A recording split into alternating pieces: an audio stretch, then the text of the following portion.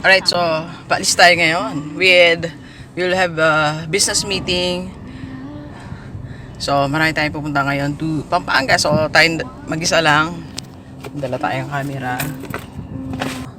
tripod, plus costume natin. Yan, so ingatan mo kami, Lord. Ingatan mo ko pala sa aking mga business meeting and vlog sa Angeles City. Thank you.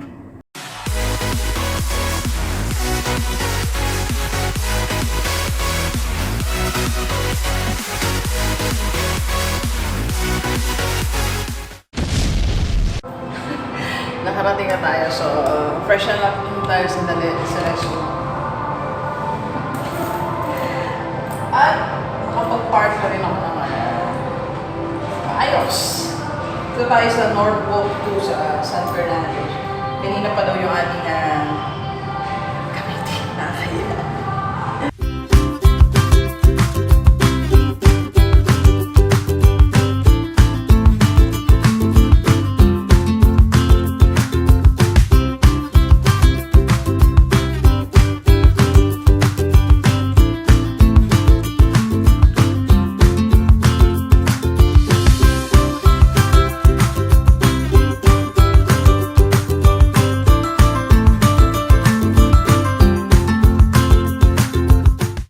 Delivers. This is Dr. Gigi Disunga from Mike and Jane's Project. Magandang Saturday morning sa lahat ng mga delivers natin. And sa first time po tayo mapanood sa YouTube channel, thank you very much. Please subscribe, click mo na po yan, Doc Gigi Disunga. Okay, so wala tayo ngayon sa ating lugar. Nandito tayo sa San Fernando to meet a brilliant person. Yan. So para magbigay ng idea sa lahat ng mga delivers natin on how to invest and how to have your own business if you want. Okay? So para maintindihan natin ano ba tong panibagong investment na ini-introduce natin sa inyo, and I want to understand it, and also sa mga delivers natin, gusto ko maintindihan natin para magkaroon tayo ng mga options sa buhay natin. Okay, so this morning kasama natin si Sir Eric Sel. Hi, Sir!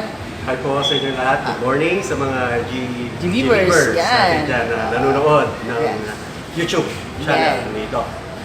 Sir, so bali kayo po ay investment consultant. Yes, ng company po natin ay Jera FX Investment Solution. Yan, Sir. Okay.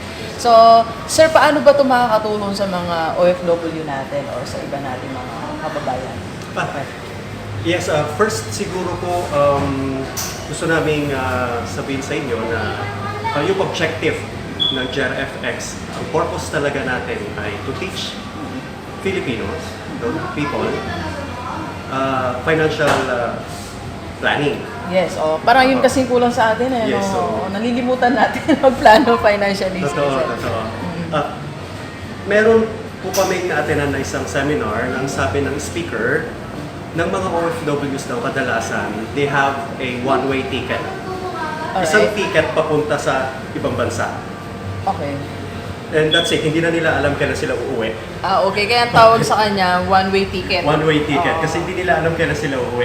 Walang plano kung kailan uuwi. Pero pag tinanong mo sila, ang reason nila, bakit sila ng ibang bansa, ang rason nila, kasi mag-aaral yung anak ko, gusto kong patapos sa pag-aaral yung anak ko. Pangalawang rason, gusto ko makaipon for retirement, makapagpatayo ng bahay, gano'n.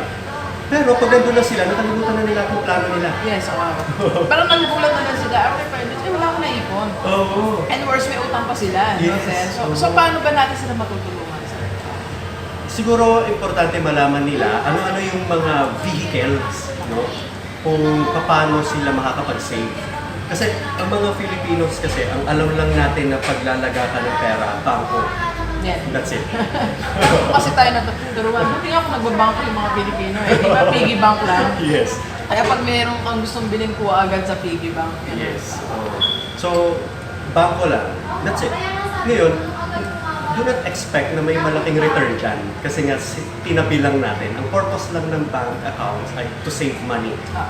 So, not to multiply your money. Not to multiply your money, but, pero to multiply the money of the banks. Yes. Di ba pansin natin, delivers, pag nagulog ka, konti ng interest. Pero pag nag-loan ka, ang laki ng interest. Yes. Subject to withdrawal, to withholding tax pa siya, interest rate.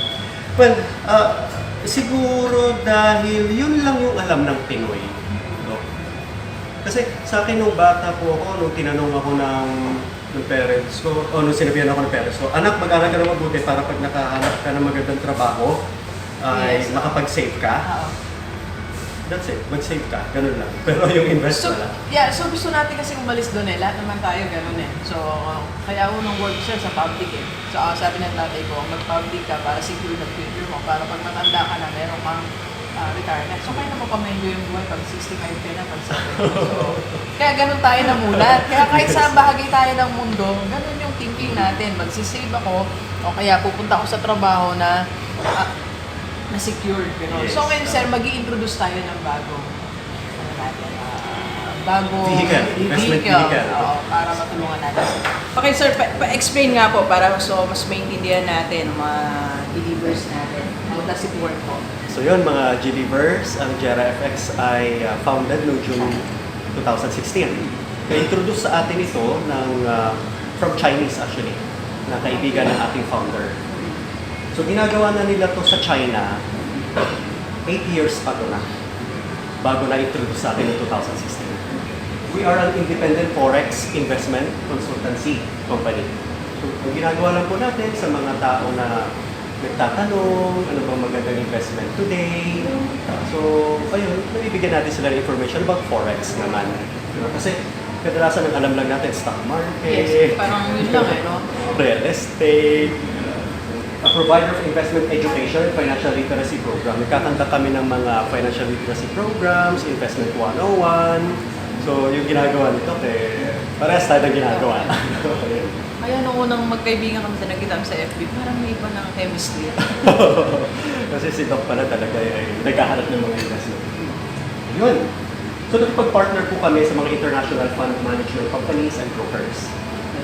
So, in case na ang client natin ay sabi niya, sige parang gusto ko mag-try sa Forex, naghahanap kami ng mga legal na brokers and fund management outside the country. So, that's offshore. Our purpose is to help clients achieve financial independence. Mga kapatid, ang objective talaga namin is to teach people maging financial independent, hindi maging financially freedom. So hindi natin ginagamit yung, hindi natin ginagamit yun, financial freedom. Para lang po sa amin, hindi po para sa lahat, pero para po sa amin, It's not financial freedom. it's not financial freedom yung tinuturo namin. Kasi for us, okay na kami sa independence, financial independence. So, paano ba namin to pinakaliwanag? Financial independence means independent ka sa lahat ng situation. Parang ganito, hindi ka nai-influensyahan ng paligid mo pag nag-decide ka financially. Example, inflation. Tumaas ang gasoline. Minsan, di ba, pag tumaas ang gasoline, nagbabago yung desisyon natin. Teka, saka na lang ako magpapagasolina kasi Pupunta na ako sa ibang gasoline station. kasi that's not financial independence. Ang sinasabi natin, maging independent tayo na anuman ang presyo ng gasolina, nagpapagasolina pa rin ako. Tsaka kung pupunta ko pa rin, saan mo gusto magpunta? Yes. Like now, so nagpunta pa rin ako. Kasi independent ka na to. Kahit na mas mababa ang Genesis, pero nagpunta pa rin ako. Kasi ganun, kaya kong mag-decide na hindi ako na-influensya ng paligid. Okay. Example, grocery.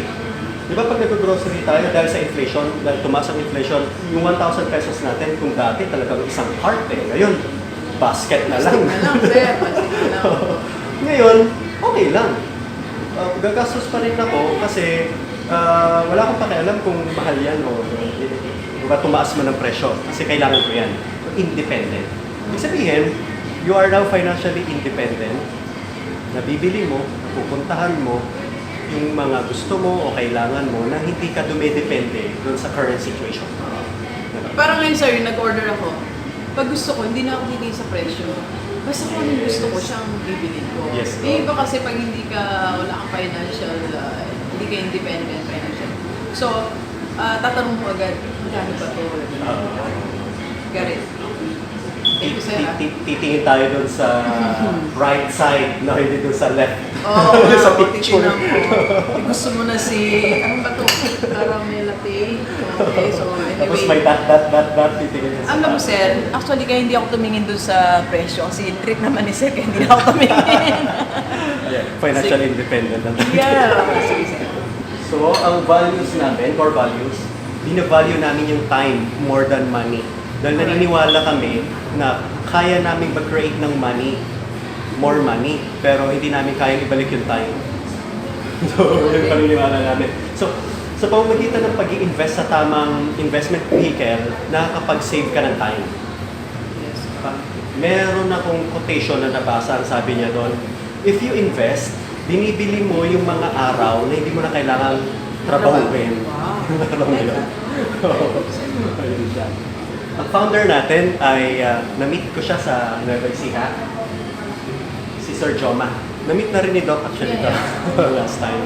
Bata pa si sir, no? Yes. Nakagwapo talaga pala si sir, kaya sa picture na personal. Iba talaga siya.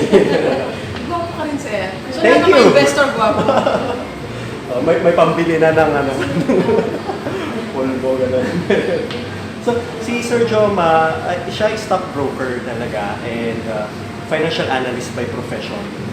So, nasa stocks siya before. Then, eventually, na-check niya yung Forex. Nakita niya na may potential sa Forex. Kaya sinare niya po sa akin. So, bakit Forex? Sino-sino ba yung mga malalaking participants ng foreign exchange? Central banks, like Bangko Sentral ng Pilipinas, central banks ng iba't ibang bansa. Ang foreign exchange ay short for foreign currency exchange or forex, gano'n siya in short. No, ang objective lang yan is magpalitan ng pera.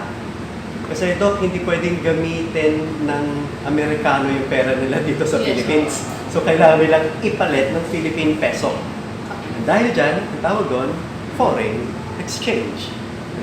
So nangyayari ba ang foreign exchange from time to time? Yes, ko. No? Dahil may mga FOW na nagpapadala, may mga companies dito sa Philippines nang may-ari ay foreigner, nagpapadala sila ng pampasahod sa mga Pinoy, ng dollar. So kailangan nilang magpalitan ng pera. So that is foreign exchange. Si Digong, si President Duterte pumunta ng ibang bansa at ang sabi ng bansang pinuntahan niya, sige, mag-i-invest ako sa Pilipinas. So, mag-invest sila, for example, Japanese yen or Chinese yuan, then convert nila into Philippine peso para magamit nila yung pera dito sa Philippines. So, that's Forex, right? So, ito yung mga biggest players natin sa Forex. Sa central banks, companies, banks, and individual traders. No? Yung mga investors. So, bakit tayo mag-invest sa Forex? Yes. Una, for diversification purposes. Kasi ako po personally, namulat po ako na pag sinabi mong diversification, you're putting your investment in different baskets or investments. Putting your eggs in different baskets. Yes. Talaga ang technical doon eggs eh. Eggs talaga yung ginagamit nila. Oo, na term. Pero ibig niya sabihin, ikala natin investment natin. Okay, for example, mag-invest ka sa real estate, mag-invest ka sa stock market, mag-i-invest ka sa bonds, maglalagay ka ng funds sa banks, mag-i-invest ka sa iba't ibang mga like cooperatives. Kapag lahat ng investment mo na yan ay nandito lang din sa Philippines, kapag bumaba ang economy ng Philippines, lahat yan damay-damay. Yes. So nasa at risk pa rin 100% ang iyong investment kasi lahat sila nasa iisang bansa. While Forex, pwede siyang i-diversify, no? So, pwedeng nasa ibang bansa yung investment mo, ibang currency. For example, downtrend ng Philippine equities natin today. Pero, pansinin niyo yung dollar, umaakyat yung rate. Yes, ano na ngayon, no? So, 54.25, I think, nandiyan na siya. 54.08 ata siya. Yun. Yeah.